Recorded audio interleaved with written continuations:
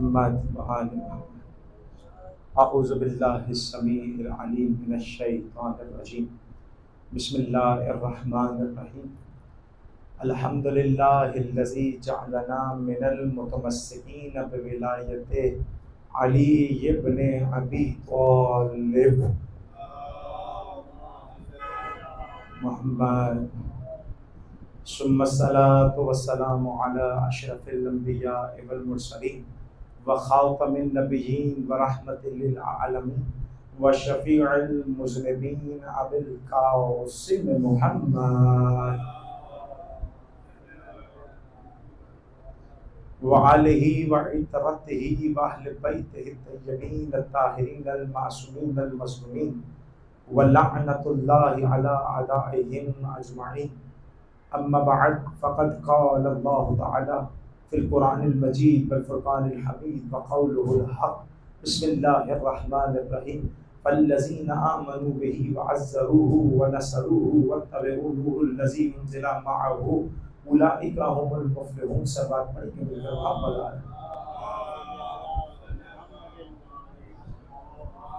शुक्र उस खालिक का, हम उस परवरदिगार की कि जिसने तौफीक दी कि 4 दिन के इस मजालिस सिलसिले में आपके सामने हाजिर हुआ और शान रसूल खुदा सल्लल्लाहु अलैहि वसल्लम पर कुछ न कुछ मतालिब आपके सामने पेश किया। जिस आयत को चुना था उस आयत का जो तारुफ है कि सूरह अराफ की आयत है और उसके आखिरी हिस्से को मैंने तिलावत किया कि सूरह अराफ में परवरदिगार ने पहले रसूल अल्लाह का तारुफ करवाया कि रसूल कौन है और रसूल क्या करता है। फरमाया कि रसूल वो है कि जिसकी तुम्हें इत्तबा करनी है, और उसके बाद कहा कि रसूल वो है कि जिसका जिक्र हमने तौरात में भी रखा है, इंजील में भी रखा है। रसूल वो है कि जो अमल बिल मारूफ करता है, नही अनिल मुनकर करता है। रसूल वो है युहिल्लु लहुमुत तय्यबात, जो पाक चीज़ों को हलाल करता है, नजिस चीज़ों को हराम करता है। ये रसूल का किरदार बताया और रसूल के काम बताए। और फिर फरमाया कि रसूल वो है कि जो तुम्हारे गलों में पड़े हुए जो गुलामी के पुत हैं उसे उतारने वाले का नाम रसूल है। वरना तुम तो ऐसे थे कि गुलामी की ज़िंदगी में ज़िंदगी बसर करने की कोशिश करते थे। यानी तुम लकीर के फ़कीर बने हुए दौरे जाहिलियत में रहा करते थे। यानी मैं जुमला इसको यूँ आपके सामने बयान करूँ कि अमल बिल मारूफ व नही अनिल मुनकर करने वाला है रसूल। रसूल वो है कि जो अमल बिल मारूफ करता है, यानी अच्छाई का हुक्म देता है और बुराई से रोकता है। ये है अमर बिल मारूफ। ये है इसकी वो डेफिनेशन जो किताबों में आई। लेकिन इसकी अगर लफ्जी मानों को देखा जाए तो बहुत बड़ा पैगाम इसमें छुपा है कि अमर बिल मारूफ और नही अनिल मुनकर का मतलब क्या है। अमर बिल मारूफ यानी अच्छाई का हुक्म देना, नहीं, अमर में यानी हुक्म, बिल मारूफ यानी पहचाना हुआ, जिसको पहचाना जा चुका हो, अमर बिल मारूफ। और नही अनिल मुनकर यानी जिसका इनकार किया गया हो। अच्छाई का हुक्म देना, बुराई से रोकना, ये एक माना है जो बच्चों की हद तक उन्हें समझाया जाता है। लेकिन अल्लामा ज़ीशान दरजवादी ने इसका तर्जुमा ये किया कि अमर बिल मारूफ यानी अच्छाई का हुक्म देने से अच्छा है कि अमर बिल मारूफ यानी उस चीज का हुक्म देना कि जो चीज पहचानी गई है, और उस चीज का इनकार करना कि जो चीज नहीं पहचानी गई है। यानी दीन इस्लाम दीन फितरत है। यानी जिस चीज को फितरत ने पहचाना उसे अल्लाह ने हलाल और हलाल करार दे दिया। जिस चीज का फितरत ने इनकार किया अल्लाह ने उसे हराम करार दे दिया। यानी ये पूरा का पूरा दीन दीन फितरत पर चलता हुआ आया है। समझो है, ये पूरा का पूरा दीन दीन फितरत है। यानी जिसे फितरत ने पसंद किया उसे अल्लाह ने इस्लाम बना दिया, और जिसका फितरत ने इनकार किया अल्लाह ने उसे इस्लाम से बाहर कर दिया। यानी पूरा का पूरा दीन दीन फितरत है, फितरत से हटकर नहीं है। और इस्लाम जब भी रिवायत आई, हदीस आई, जब भी कोई बच्चा पैदा होता है वो फितरत इस्लाम पर पैदा होता है। वो पैदा मुसलमान होता है, लेकिन पालने वाले उसे अपने जैसा बना देते हैं। पालने वाले उसे अपना जैसा बना देते हैं। क्या मतलब? का देखो, एक को पाला रसूल ने कि जो हुसैन बना, एक को पाला अबू सुफियान ने जो यजीद बना। आपके सामने है। फितरत इस्लाम पर तो पैदा होता है, लेकिन पालने वाला उसे अपना जैसे बना देता है। अब चले जरा शान रिसालत देखते हैं कि रसूल को पाला किसने। तो बात तो उठल कर सामने आती है कि रसूल को पालने वाली, जब तुम हलीमा का तस्करा कर सकते हो तो कभी रसूल के पालने वाले अबू तालिब का तस्करा तो करो। कि जो अबू तालिब जिसने अपने जगह पर अली की जगह पर रसूल को लिटाया, रसूल की जगह पर अली को लिटाया और लिटा लिटा कर आदत डाली। और जनाब अबू तालिब का एक बयान ये था कि अली तुम्हें कुछ होता है तो हो जाए, रसूल पर कोई आंच नहीं आनी चाहिए। ये है जनाब अबू तालिब की परवरिश का तरीका। और फिर अल्लाह ने भी जनाब अबू तालिब को सराहा और जनाब अबू तालिब को सराहने के बाद कहा, आए अबू तालिब, हम ये कह देते हैं कि हमने मोहम्मद मुस्तफा को अपनी गोद में पाला, अपनी गोद में पाला। और जब हमने कुरान का मुतालिया किया तो वहां जनाब मूसा की वो रिवायत मिली, वो आयत मिली कि जब जनाब मूसा के बारे में तस्करा हुआ तो कहा, मूसा हमने तुम्हें फिरऔन की गोद में पाला। वो भी नबी, ये भी नबी। जनाब मूसा के बारे में कहा कि इसे हमने फिरौन की गोद में पाला, और जनाब रसूल खुदा के बारे में कहा कि इसे हमने अपनी गोद में पाला। दुनिया की नजर से देखा जाए तो वो भी काफिर, जनाब अबू तालिब भी काफिर। अगर दुनिया की नजर से देखा जाए तो अल्लाह उसकी गोद को अपनी गोद नहीं कह रहा, लेकिन जनाबे अबू तालिब की गोद को अपनी गोद कह रहा है। क्या मतलब? अल्लाह ने बता दिया, हम काफिर की गोद को अपनी गोद नहीं कहते हैं, हम कुल्ले ईमान के बाप को अपनी गोद कहा करते हैं। सलवात पढ़ेंगे मिलकर मोहम्मद वाले तवज्जो है ना अज़ीज़ान मोहतरम, ये है। और देखिए उस रसूल, उस जनाब अबू तालिब ने जो परवरिश रसूल की, और रसूल का इतना बड़ा मकाम जो है जनाब रसूल खुदा। जनाब अबू तालिब कब से साथ है? जनाब अबू तालिब कब से साथ? जनाब अबू तालिब रसूल के साथ उस वक्त से है कि जब कोई भी रसूल के साथ नहीं था, कोई भी रसूल के साथ नहीं था। अभी इस्लाम की पहली ड्यूटी का इनेकाद होना है, इस्लाम का पहला लंगर खिलाना है, इस्लाम की अभी दावत दी नहीं गई है, लेकिन जनाब अबू तालिब साथ है। तो इस्लाम की पहली ड्यूटी हो, इस्लाम का पहली नियाज हो, इस्लाम का पहला लंगर हो, इस्लाम की पहली मीटिंग हो, और वो अबू तालिब के बगैर हो जाए, ये गवारे में बात नहीं आती है। क्या जनाब रसूल खुदा ने जहां से इस्लाम का आगाज हुआ, जनाब अबू तालिब से कहा, चचा मेरे तमाम कबीले वालों को बुलाइए। क्यों? कहा मैं उनसे कुछ कहना चाहता हूं, मैं उन्हें पैगाम पहुंचाना चाहता हूं, जिसे दावतुल ज़ुलअशीरा के नाम से जाना जाता है। क्या बुलाया गया, बुलाने के बाद दस्तरखान लगाया गया, दस्तरखान पे आए, खाए, खाकर निकल जाते थे। फिर दूसरे दिन रसूल को जनाब अबू तालिब ने मायूस देखा। क्या मामला है, आप मायूस क्यों हैं? कहा मायूस इसलिए हूं, ये आते हैं, खाते हैं, चले जाते हैं, ना मेरा पैगाम सुनते हैं। जब सुनेंगे नहीं तो मानेंगे कैसे, जब मानेंगे नहीं तो ये जानेंगे कैसे, ये इनको सुनना पड़ेगा मेरी बात को। जनाब अबू तालिब ने कहा भतीजे फिक्र नहीं करना, कल से मैं तलवार लिए खड़े हो जाऊंगा, कल से तलवार लिए मैं खड़े हो जाऊंगा, और जो तेरी बात बगैर सुने जाने लगेगा वो घर नहीं जा पाएगा। एक मर्तबा ऐलान हुआ, आए खाना खाने के लिए, वहां अली के बाबा ने अपनी तलवार को निकाला। अब तलवार देखकर खाना किसको याद आए? उन्होंने कहा अली के अब्बा खैरियत तो है, तलवार क्यों निकाली है? क्या तुमने मोहम्मद को यतीम समझा है? क्या तुमने मोहम्मद को लावारिस समझा है? मैं नहीं हूं मोहम्मद का।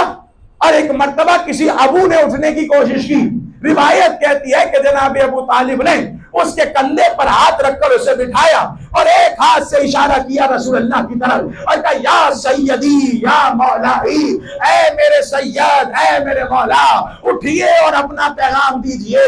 कुदरत ने भी कह दिया हम एहसान का बदला एहसान देंगे। तुमने इन काफिरों में हमारे नबी को मौला कहा है, हम हाजियों के मजमे में तुम्हारे बेटे अली को मौला कहलवाएंगे।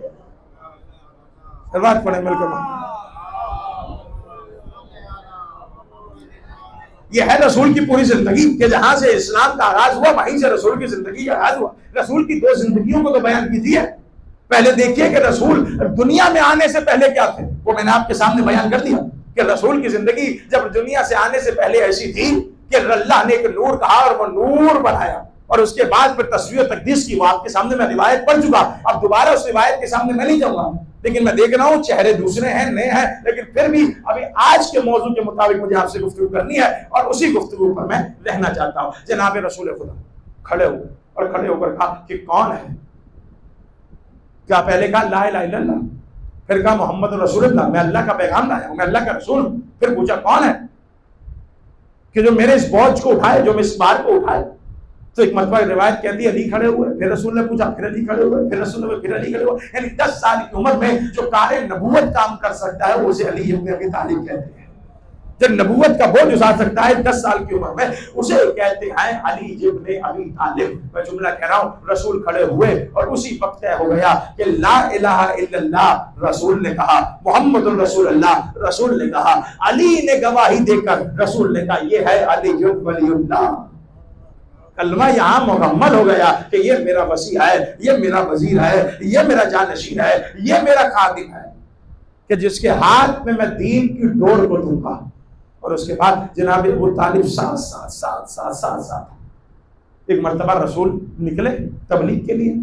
जब तबलीग के लिए निकले तो आपने वो वाक़या सुना होगा, लोगों ने कहा ये देखो मोहम्मद आ रहा है। ये ज़ावतुल ज़ुलशीरा के बाद ये वाक़या कहा देखो मोहम्मद आ रहा है और मोहम्मद ने हमें पैगाम सुना दिया, ये नया दीन लेकर आए।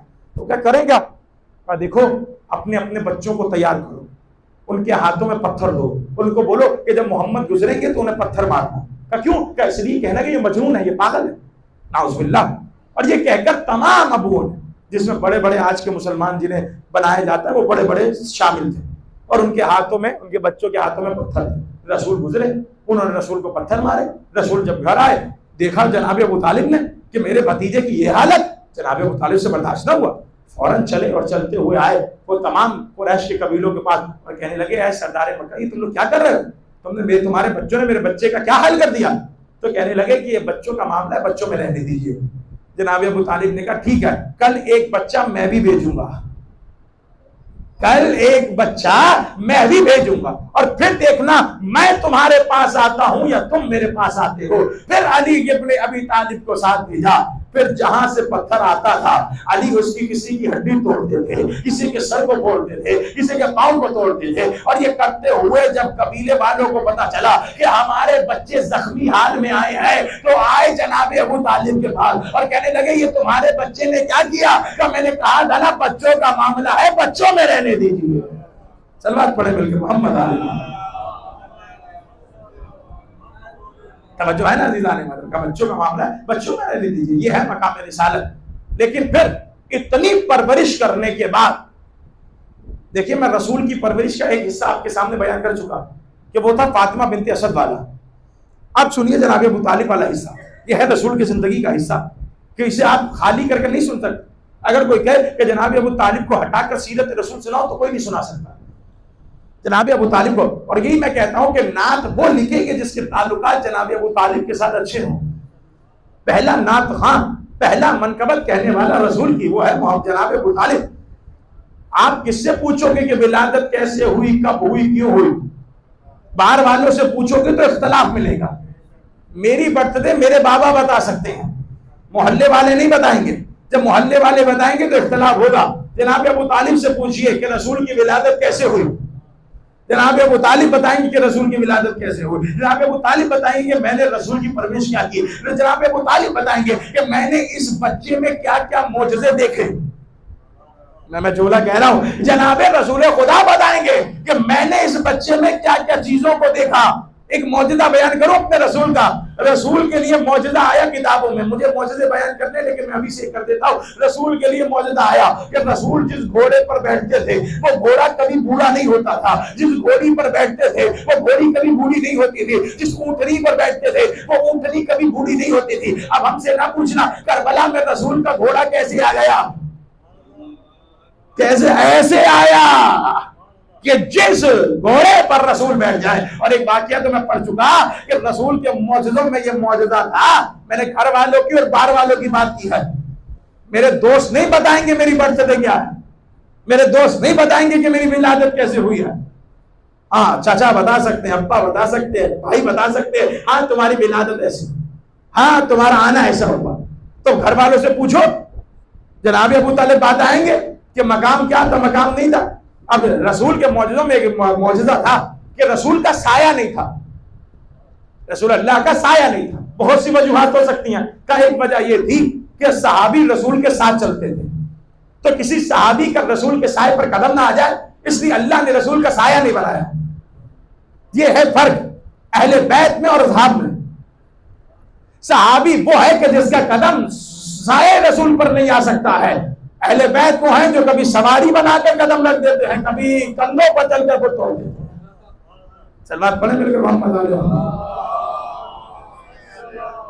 बस अजीज़ान मोहतरम, जल्दी से मैं गुजरूंगा और आज आखिरी मजलिस है और आज मैं आपकी तमाम ज़हमतों को तमाम करना चाहता हूँ। अजीज़ान मोहतरम जुमला सुनिएगा, ये है मकाम रिसालत।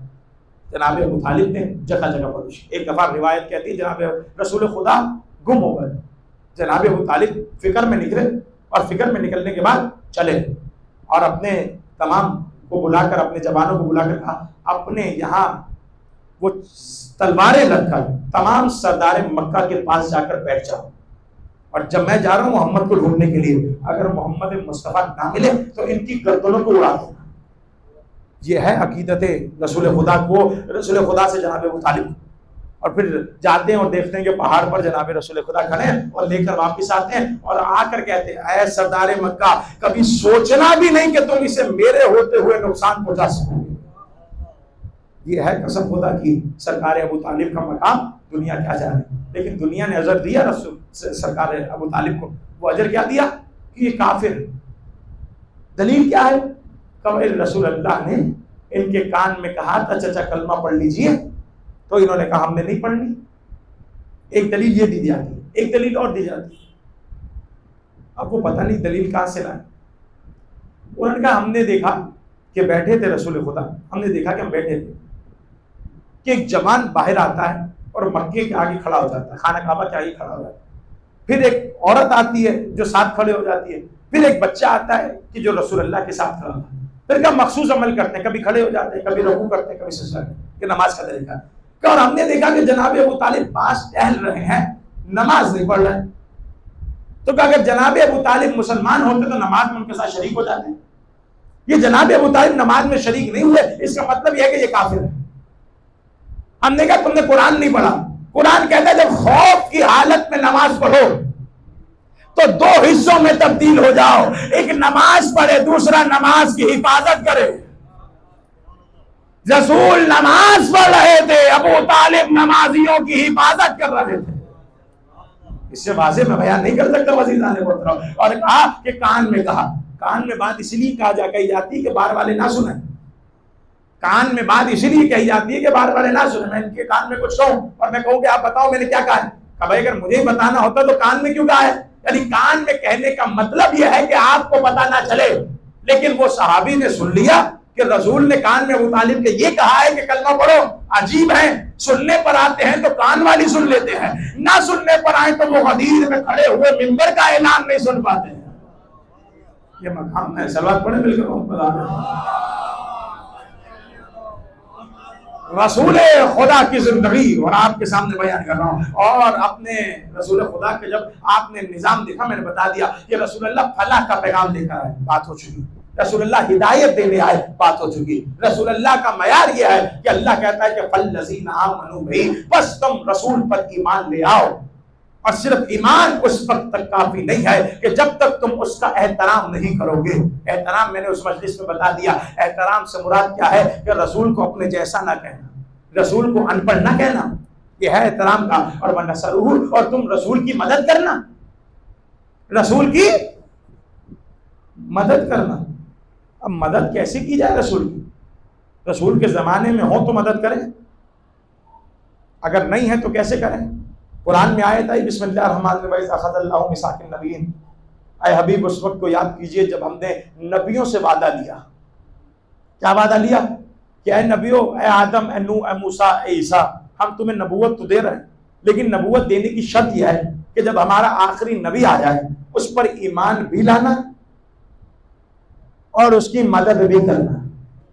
दो जुमले, उस पर ईमान भी लाना, उसकी मदद भी करना और उसकी तस्दीक भी करना का। यानी नबियों को नबूवत इस शर्त पर मिली कि जब आखिरी नबी आए उस पर ईमान लाओ, जब आखिरी नबी आए तो उसकी मदद करो। का ईमान तो ठीक है, आदम ले आए, लेकिन इसमें भी बड़ा प्यारा जुमला कहा है किसी ने कि जनाबे आदम ईमान लाए हैं रसूल पर, जनाबे नूह ईमान लाए हैं रसूल पर, जनाबे मूसा ईमान लाए हैं रसूल पर। ईमान लाने वाले को कहते हैं मोमिन, और का जिस पर ईमान लाया जाता है उसको कहा जाता है मौला। का मौला कहा जाता है। यानी जनाबे आदम से लेकर जनाबे ईसा तक सबसे पूछिए आपके मौला कौन, सब कहेंगे मोहम्मद मुस्तफा। और यही मोहम्मद मुस्तफा गदीर के मिंबर पे खड़े होकर कहेंगे मन कुंत मौला, जिसका मैं मौला उसका मौला अली है। और जुमला कह दो कि अब आदम से पूछिए गदीर के बाद तुम्हारे मौला कौन, कहेंगे नबी भी हमारे मौला है, अली भी हमारे मौला है।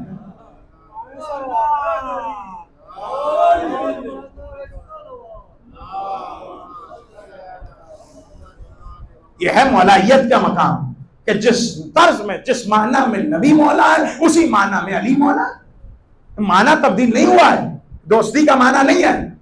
अगर रसूल तुम्हारे दोस्त हैं तो अल्लाह ने तो कुरान में मना कर दिया, खबरदार इसे ऐसे ना पुकारो जिस तरह तुम अपने दोस्तों को पुकारते हो, खबरदार इससे इस तरह बात ना करो जिस तरह तुम अपने दोस्तों से करते हो, खबरदार इसके हुजरे के बाद आकर अपनी आवाजों को बुलंद ना करो। किसी ने की थी ना, इसलिए अल्लाह ने पाबंदी लगाई। किसी ने ना की होती अल्लाह ऐसे ही कह देता। नहीं, आए थे रसूल के हुजरे के बाद, शोर शराबा करते थे, आवाजें दे दे के पुकारते थे। अल्लाह ने कहा खबरदार तुम तमीज करो, तुम्हें अकल नहीं है, ये नबी है, अल्लाह का रसूल है, हमने अपने से जुदा कर कर तुम तक इसलिए भेजा कि तुम इसकी तौहीन करो, इसलिए भेजा तुम में कि हमने अपने महबूब को अपने से जुदा कर दिया, इसलिए कि वो तुम पर आकर तुम्हारी हिदायत का इंतजाम करे, तुम्हें उस राह तक ले जाए जो राह सिरात मुस्तकीम की तरफ जाती है। ये मकाम है अदीदान मोहतरम। अब कहा गया कि ईमान ला, और ईमान के बाद क्या करना है, नुसरत करो। आदम तुमने नुसरत करनी है, मूसा तुमने नुसरत करनी है, ईसा तुमने नुसरत करनी है। का नुसरत की का जाहिरन तो दिखता है कि नहीं, लेकिन किसी एक की नुसरत इन सब की नुसरत है। मैं जुमला कहूं कि नुसरत का माना क्या है, मदद करना। और अल्लाह के रसूल ने कुरान में कहा परवरदिगार मुझे सुल्तान नसीर अता फरमा। सुल्तान नसीर, नासिर वो होता है कि जो कभी मदद करता है कभी नहीं करता, नसीर वो होता है जो हमेशा मददगार रहता है, उसकी मदद से कभी कोताही नहीं होती। अल्लाह ने सुल्तान नसीर मांगा था अल्लाह से। अल्लामा अज़हर हसन ज़ैदी साहब को तो जानते हैं, बुजुर्ग जो है, वो एक जुमला कहा करते थे। वो कहते थे कि जैसे ही अली की विलादत हुई, रसूल ने अपने हाथों पर अली को लिया, और एक मर्तबा इर्द गिर्द वालों ने पूछा, जिस तरह खानदानों में होता है कि इसका चेहरा किस पर है, इसकी आंखें किस पर, इसकी जबान किस पर, इसका लहजा किस पर है। तो अल्लाह रसूल ने सोचा, आवाज आई है रसूल कह दो बच्चा जिसके घर में पैदा होता है उसी की तरह होता है। अब मुझ पे फतवा लगने से पहले मैं इसकी दलील दे दूं। अल्लामा अज़हर हसन ज़ैदी साहब के जुमले, वो कहते हैं कि दलील का दलील ये है कि क्या मतलब, कह दो ये आइनुल्लाह है, ये वजहुल्लाह है, ये लिसानुल्लाह है, ये अल्लाह की आंखें हैं, ये अल्लाह का चेहरा है, ये अल्लाह का लहजा है, ये अल्लाह की कान है। ठीक है। का फिर उस वक्त रसूल से किसी ने कहा, अब वो ख्यालात में पढ़ा करते थे, तखय्युल में पढ़ते थे, कहते अब किसी ने रसूल से बढ़कर कहा या रसूल अल्लाह आपने मांगा था सुल्तान नसीर, अल्लाह ने आपको दिया और देकर वापस ले लिया। का क्या मतलब, का आपने मांगा था सुल्तान नसीर, अल्लाह ने आपको दिया देकर वापस ले लिया। क्या मतलब, का हाथ अल्लाह ले गया, चेहरा अल्लाह ले गया, कदम अल्लाह ने ले लिए, कान अल्लाह के ले लिए, आपके पास क्या बचा। रसूल ने कहा अच्छा अल्लाह ने हाथ ले लिए, फौरन का लहमो कदमी व दमो कदमी, इसका गोश्त मेरा गोश्त है, इसका खून मेरा खून है। मैं जुमला कह रहा हूं। और उसके बाद कहा देखो आधा अली अल्लाह ले गया, आधा अली मोहम्मद मुस्तफा ने ले लिया। यानी जुमला क्या है, का जुमला ये है कि अब जो अली से मोहब्बत करेगा, आधी मोहब्बत अल्लाह से होगी, आधी मोहब्बत मोहम्मद मुस्तफा से होगी, और अब जो अली से बुग़्ज़ रखेगा उस पर आधी लानत अल्लाह की होगी, आधी लानत मुस्तफा की होगी।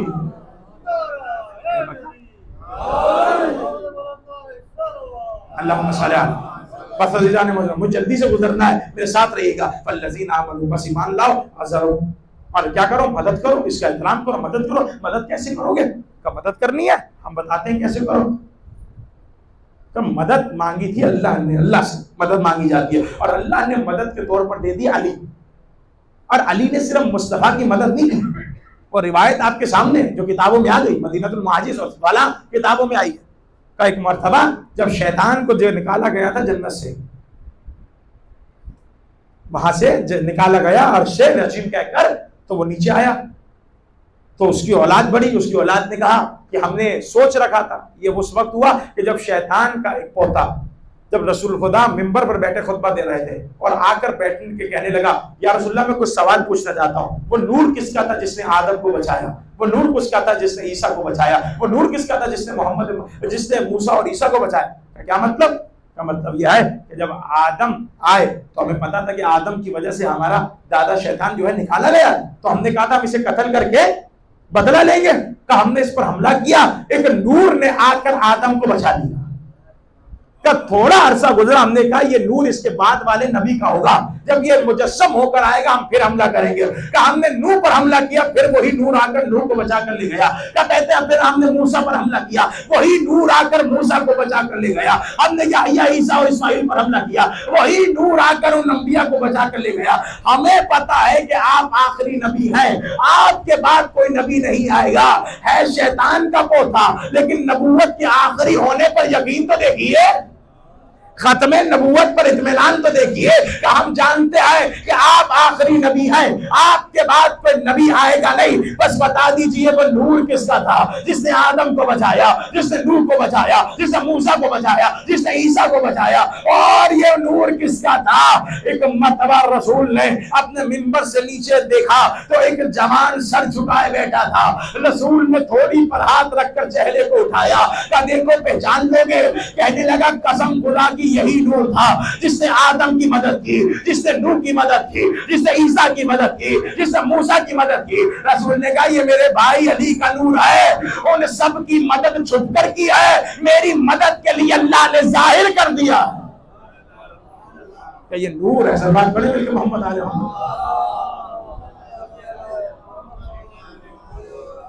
ये है सीरत रसूल। क्या अली से जुदा नहीं है? अली मदद करने के लिए साथ साथ है। अली ने बताया कि रसूल का मकाम क्या है, अली ने बताया कि रसूल की इज्जत क्या है। अली ने बताया कि जिसकी जूतियां मैं बांध कर, जिसकी जूतियां को मैं गांडू उड़ दे दूं और कहूं कि ये जूतियां आप रखिए, जिसकी जूतियों को अली जैसा इमाम सिए, जिसकी नालैन को अली जैसा इमाम अपने अमामे से साफ करे, उसे मोहम्मद मुस्तफा कहते हैं। उसे कहते हैं रिसालत का पैगाम, उसे कहते हैं मोहम्मद मुस्तफा। थोड़ा सा आगे बढ़िएगा अजीज़ान मोहतरम, और एहतराम करो और मदद करो, और क्या करो? और उस नूर की इत्तबा करो जो रसूल के साथ उतारा गया।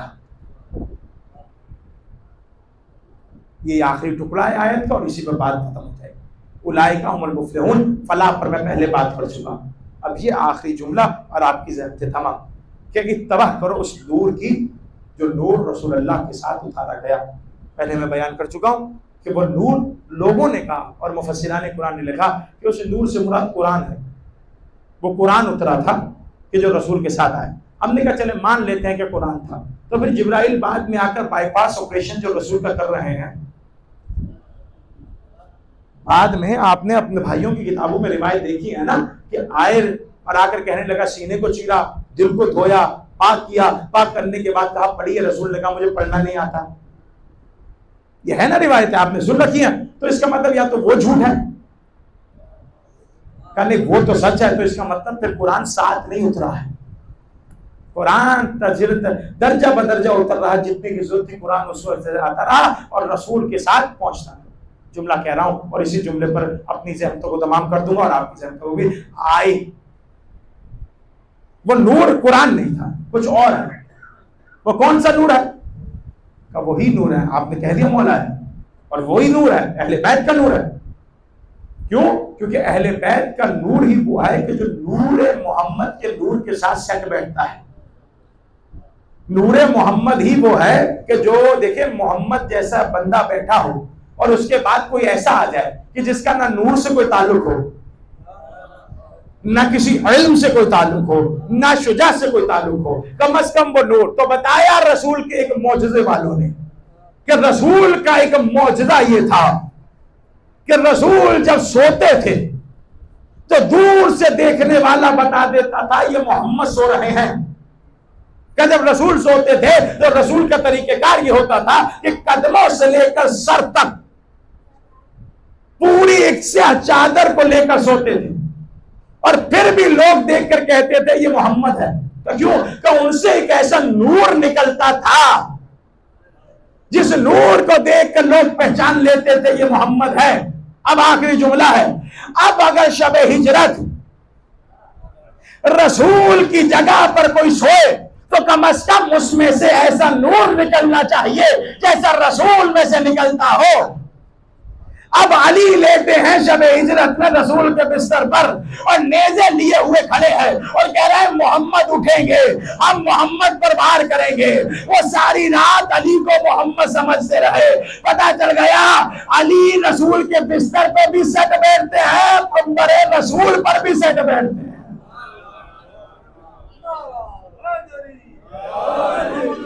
कोई और नहीं है,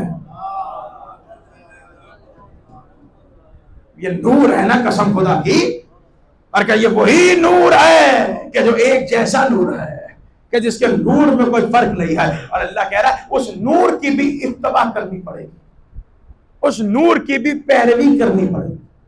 ये मैं पहले कह चुका और यही मेरे मजलिस का हासिल है कि जब तक ला इलाहा इल्लल्लाह पढ़ लिया है, मोहम्मद रसूलुल्लाह पढ़ लिया है, जब तक अली वलीउल्लाह का इकरार ना होगा, ना ला इलाहा इल्लल्लाह का कोई फायदा है, ना मोहम्मद रसूलुल्लाह का। इसकी तरफ इशारा किसने किया? मेरे और आपके इमाम रजा अलैहिस्सलातु वस्सलाम।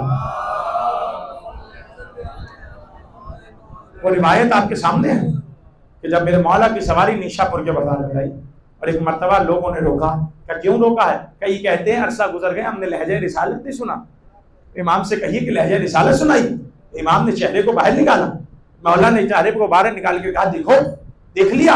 अब मौला दोबारा हमारी में चले गए।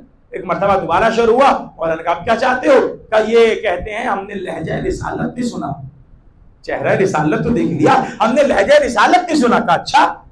अब एक मर्तबा रसूल बाहर, अली बाहर, अली रजा बाहर और आकर कहने लगे कि मुझसे मेरे बाबा ने, उनसे उनके बाबा ने, उनसे उनके बाबा ने, और यहाँ तक कि रसूल से जिब्राइल ने आकर और जिब्राइल से खुदा निकलवाया कि रसूल को कह दो कि ला इलाहा इल्लल्लाह मेरा किला है, ये मेरा किला है, जो इस किले में आ जाएगा वो मेरे अजाब से महफूज हो जाएगा।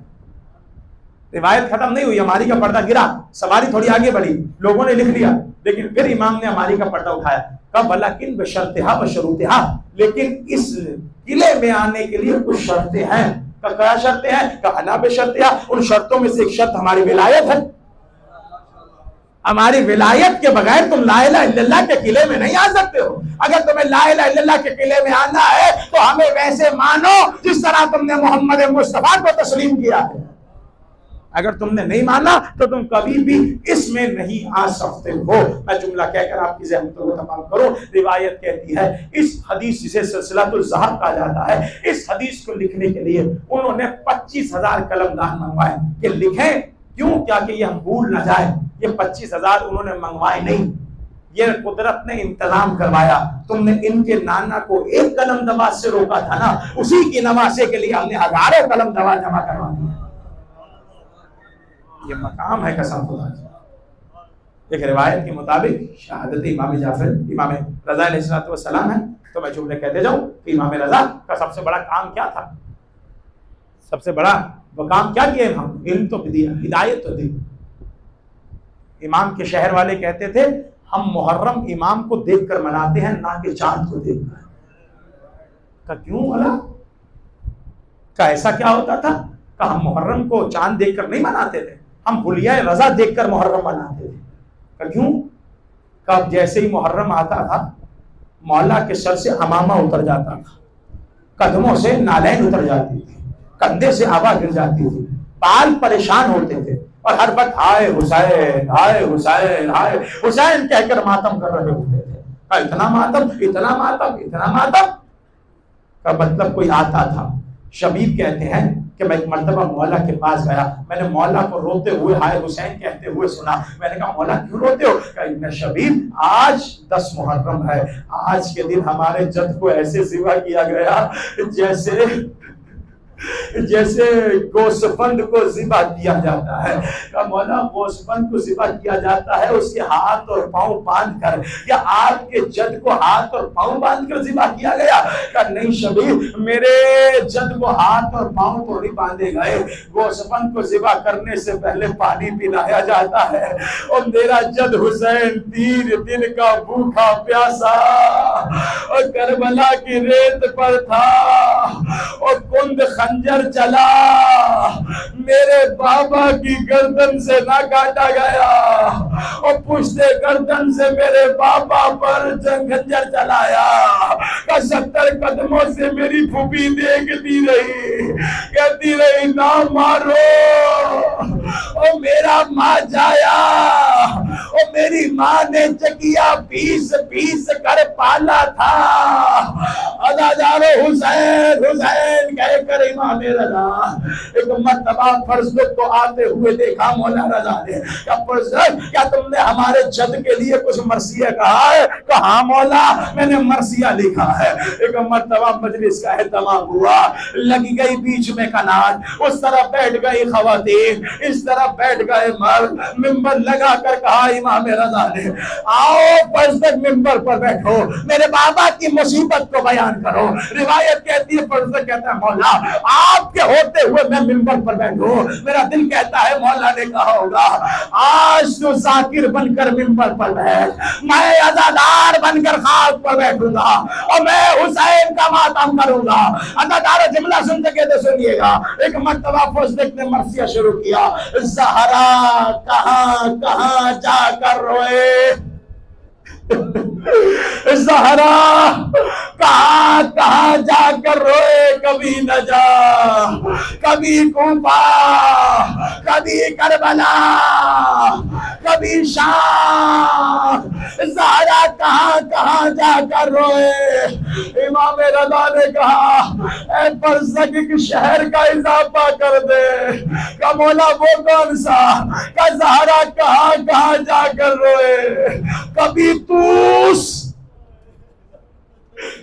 का लफ्ज आया। फर्जद कहता है मौला मेरे इल्म में नहीं है कि तूस में कौन है।